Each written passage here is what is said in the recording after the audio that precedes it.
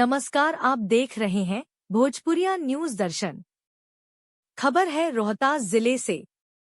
जन सुराज के सूत्रधार प्रशांत किशोर ने अकोड़ी गोला में विशाल जनसमूह को ठेठ देहाती अंदाज में संबोधित किया तो उपस्थित भीड़ मानो बेकाबू होने लगी। भीड़ से बार बार प्रशांत किशोर के लिए शोर होता रहा तो वहीं प्रशांत किशोर गांव की भाषा पर पकड़ के साथ लोगों को अपनी ओर आकर्षित करने में कामयाब दिखे। बार बार लोग समर्थन में हाथ उठाते रहे तो प्रशांत किशोर जन सुराज का शिक्षा, बेरोजगारी तथा पलायन के मुद्दे को बखूबी समझाते हुए नजर आए। आइए आपको सीधे लेकर चलते हैं सभा स्थल। अगली खबर से अपडेट रहने के लिए चैनल का सब्सक्राइब बटन जरूर दबा लें। साथ धोखा करता है, इसीलिए हम इस अभियान में वोट नहीं मांगते हैं। लेकिन अभी 15 मिनट में रउआ सबके एगो रास्ता बताई, गरीबी से निकलने का रास्ता। अगर आप उस रास्ते को सीख लीजिए तो उसके बाद जेकरा के मन होके ओकरा के वोट दे दी। वोट जिसको मन है उसको दे दीजिए, लेकिन जो रास्ता अभी बताएंगे वैसे वोट दीजिएगा। तो और कुछ हो या न हो, आपके लिए, आपके बच्चों के लिए इसी बिहार में बढ़िया रोजगार और पढ़ाई का व्यवस्था निश्चित तौर पर हो जाएगा। और अगर ना होके तब नेताजी के ना, मुखिया विधायक सांसद का नहीं, अपना बेटा, अपना भाई प्रशांत किशोर का गला पकड़ लीजिएगा। तब भैया भाषण हो गई खत्म। अब 15 मिनट में अब रास्ता, गरीबी से निकले के रास्ता के पढ़ाई हो गई शुरू।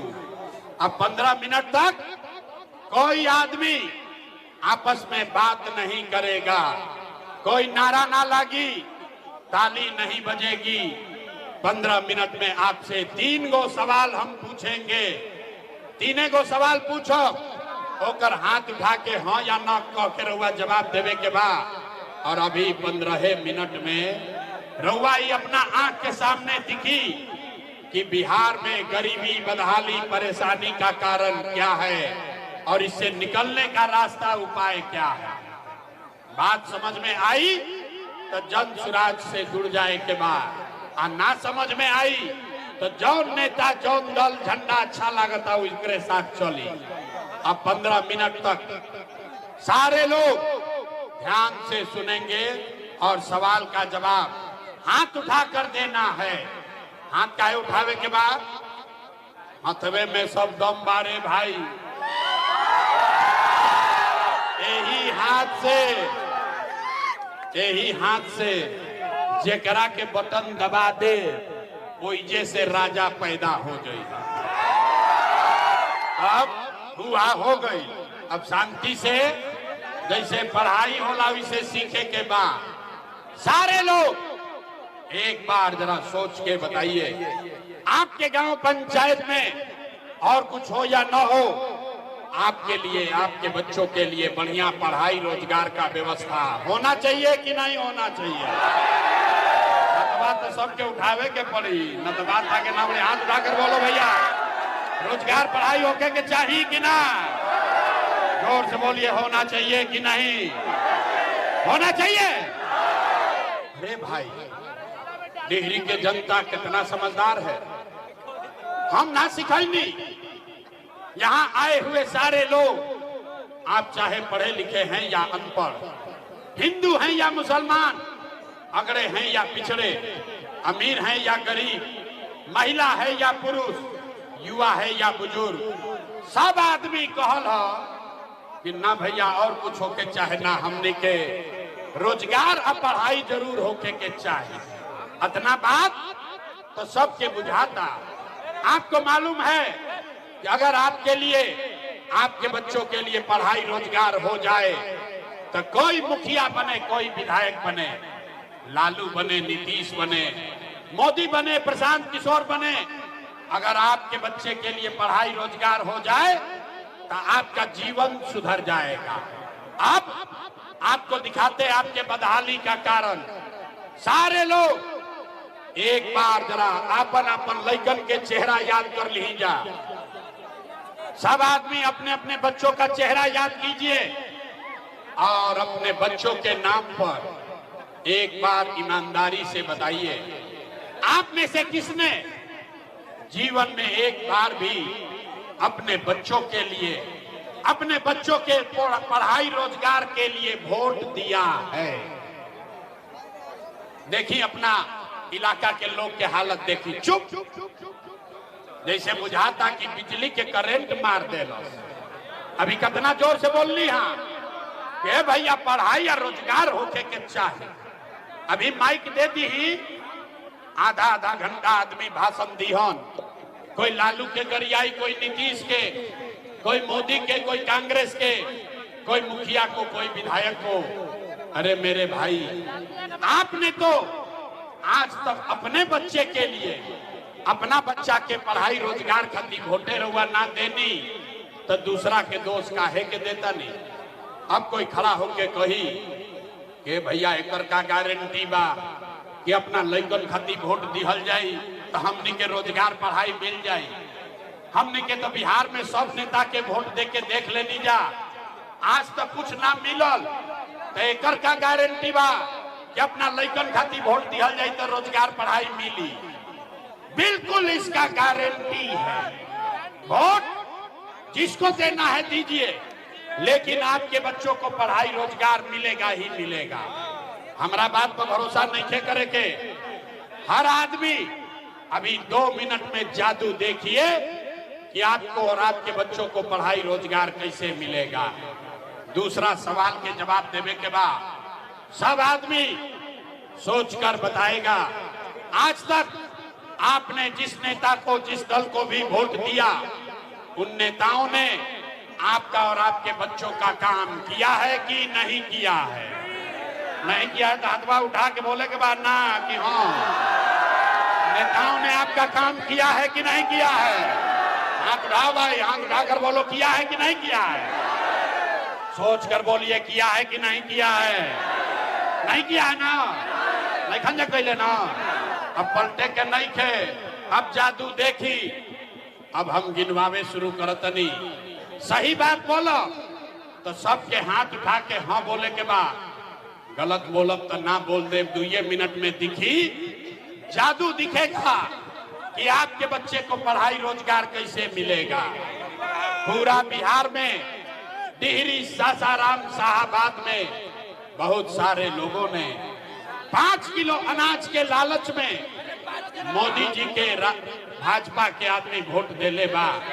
तब बिहार में चाहे जितना चुप बिहार में चाहे जितना चोरी भ्रष्टाचार बा, 1 किलो चोरी करके 4 किलो अनाज यहाँ के लोगों को मिल रहा है कि नहीं मिल रहा है? हाथ उठाकर बोलो भैया 4 किलो अनाज मिल रहा है कि नहीं मिल रहा है? आपने, हमने वोट दिया हिंदू मुसलमान बनके। सब हिंदू लोग कहल कि जाए दी भैया, हमने के दशा कुछ होके पहले अयोध्या में राम जी के मंदिर बने के चाहिए। तो आपके गांव में नाली गली नहीं बना, स्कूल अस्पताल नहीं हुआ, यहाँ फैक्ट्री चालू नहीं हुई, आपको इंदिरा आवास नहीं मिला, आपको रोजी रोजगार नहीं हुआ, लेकिन आपके वोट से अयोध्या में रामलला का मंदिर बना है कि नहीं बना है? हाथ उठा के बोले के बाद मंदिर बना है कि नहीं बना है? आपने, हमने, कई लोगों ने वोट दिया नीतीश कुमार को। लोग कहल कि ना मोदी के वोट ना देव, लालू के ना देव, नीतीश के वोट दिहल जाए। हमने के पानी, बिजली, सड़क चाहिए। लालू के राज में इसी बिहार में बिजली, पानी, सड़क ना रहे, तो नीतीश के बिहार में इसी भ्रष्टाचार वाले राज में बिजली का बिल 1000 आए चाहे 2000, घरे घरे बिजली आया है कि नहीं आया है? हाथ उठा के बोले कि हाथ ना उठी तो बोला ना हटी हाथ से। हाथ उठाकर बोलिए बिजली आया है कि नहीं आया है? तो 2 बार हिलाने पर काहे बोलते हो? बोलो हाथ उठाकर बिजली आया है कि नहीं आया? आपने, हमने वोट दिया अपना जात के नेता पर के। बिहार में आदमी कहेला जी चाहे मर जाए, अपना जाते वाला के वोट दे। तो भैया आपके जात के नेता ने आपके लिए, आपके बच्चों के लिए पढ़ाई रोजगार की बात नहीं किया, लेकिन जाति का बात और जाति का गिनती जनगणना कराया है कि नहीं कराया है? अरे जाति के जनगणना भइल बा कि नहीं के भाई? आपने, हमने वोट दिया सिलेंडर के लालच में। मोदी जी को सब लोग कहल कि अब सिलेंडर पर खाना बनावल जाए, तो भैया सिलेंडर के दाम 1000 हो कि 1200, घरे घरे सिलेंडर बटाइल बा कि नहीं के बटाई? आपने, हमने वोट दिया मोदी का भाषण सुन के कि मोदी ने गुजरात में बड़ा विकास किया है, तो भैया मोदी गुजरात में तो विकास करत रह, पूरा देश का पैसा ले जाकर मोदी गुजरात के गांव गांव में फैक्ट्री लगा रहे हैं और पूरा बिहार से, शाहाबाद, सासाराम से आपके हमारे बच्चे गुजरात में जाकर नौकरी मजदूरी कर रहे हैं कि नहीं कर रहे हैं? ये भाई तो कौना बात पर वोट देनी जा कि नाम मिलो? आपने कहा अपने बच्चों के नाम पर ये भैया जीवन में आज तक अपना लइकन के पढ़ाई रोजगार खातिर वोट ना देनी, यही जादू दिखाने आए। वोट वोट ना मांगी, यह जादू दिखावे आइल बानी। बोइबो बबूल ता आम कहां से खाई? वोट दे 5 किलो अनाज खाती तो रोजगार कहां से भेटाई? अरे भाई, रउआ वोट देनी 5 किलो अनाज खाती तो 4 किलो अनाज मिले लागल। आपने वोट दिया मंदिर के लिए तो अयोध्या में मंदिर बन गई। आपने वोट दिया बिजली के लिए तो घरे घर बिजली आ गई। आपने वोट दिया जाति के लिए तो घर घर जात के चर्चा गिनती हो गई। आपने वोट दिया सिलेंडर के लिए, घरे घर सिलेंडर बटा गई। आपने वोट दिया गुजरात के विकास के लिए, गुजरात के गांव गांव में फैक्ट्री लाग गई।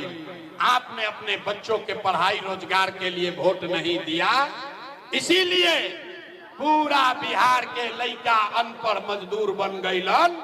यह जादू दिखावे आइल बानी। वोट ना मांगी, गाँवे गांव जाके लोग के हाथ जोड़ो तनी, एक एक बात बताओ तनी।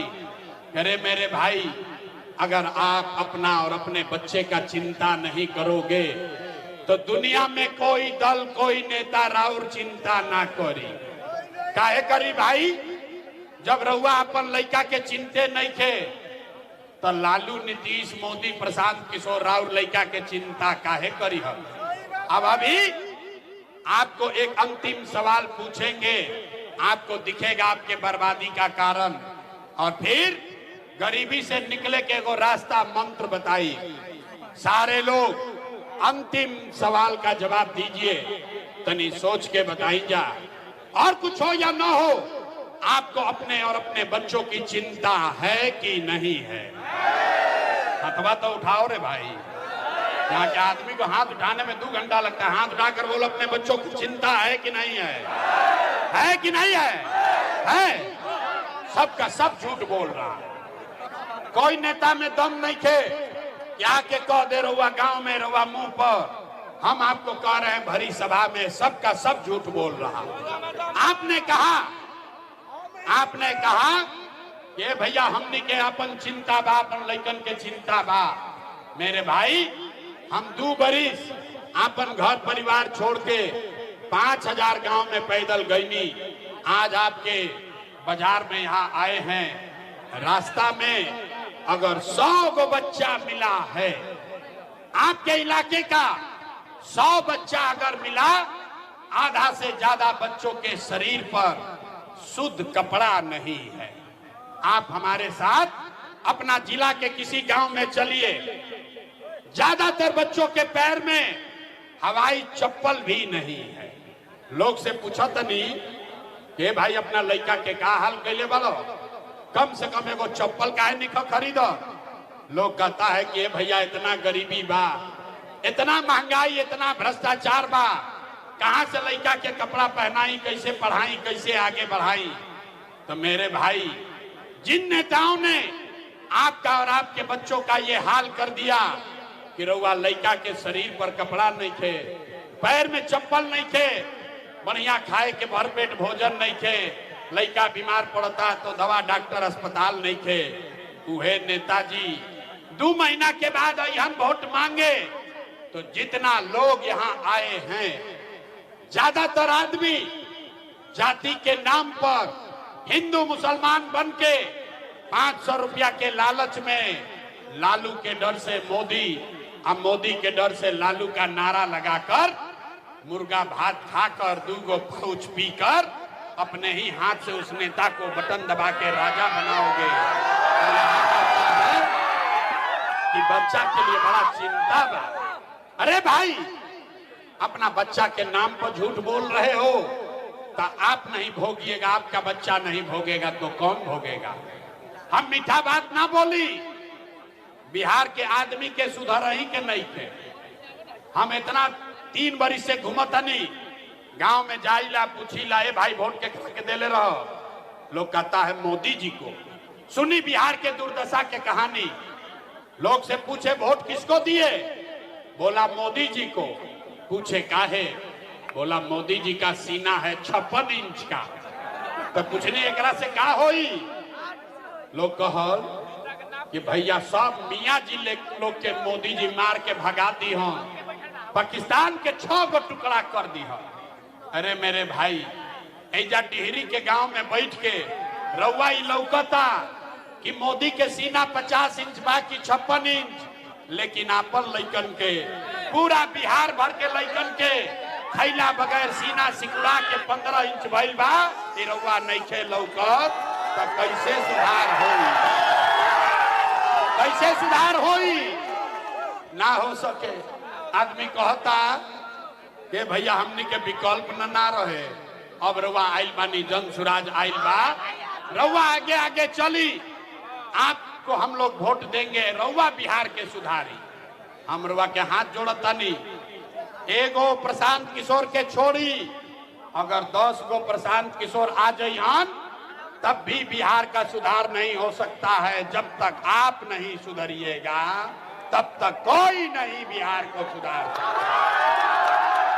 सुधारिए ना सके जब रउआ अपन लड़का के चिंते नहीं के हो, लड़कन के शरीर पर लाठी बाजता, लड़का खैला बिना मरता सन, रोजगार नहीं खे, लेकिन आपन लड़कन के चिंता नहीं खे। लड़कन के चिंता का होला, अगर समझे के बा तो एक बार लालू जी के रुआ सब देखी जा। लालू जी के अपन लड़का के चिंता बा। लालू जी के लड़का 9वां पास ना कैलक, लेकिन लालू जी के चिंता बा कि हमार लड़का बिहार के राजा बनो। ये बात कहतनी तो कुछ आदमी के